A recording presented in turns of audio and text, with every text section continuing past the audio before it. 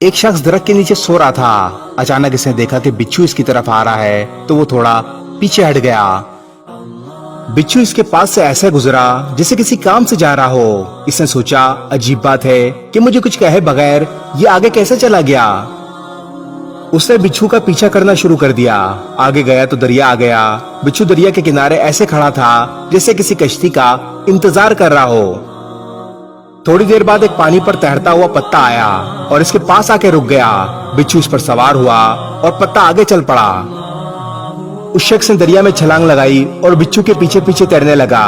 बिच्छू दरिया के दूसरे किनारे पर पहुंच गया। जब बिच्छू दरिया के दूसरे किनारे पर पहुंचा तो पत्ता रुक गया। बिच्छू उतर गया। वो शख्स भी किनारे पर आ गया। बिच्छू चलता हुआ दूर एक आदमी के पास पहुंचा जो सो रहा था। इसके करीब जाकर रुक गया। दूसरी तरफ से सांप आ रहा था। जैसे ही सांप सोए हुए आदमी को डसने लगा तो बिच्छू ने सांप को डस लिया।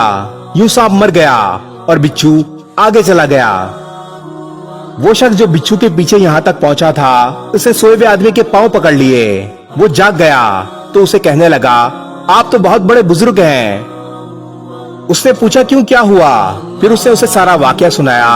वाकया सुनने के बाद उसने कहा, भाई मैं तो यहूदी हूँ। उसने यहूदी को छोड़ा और सर सजदे में रख दिया और कहने लगा, ए मेरे मालिक, तू एक बंदे को बचाने के लिए इतना बड़ा कारखाना चलाता है।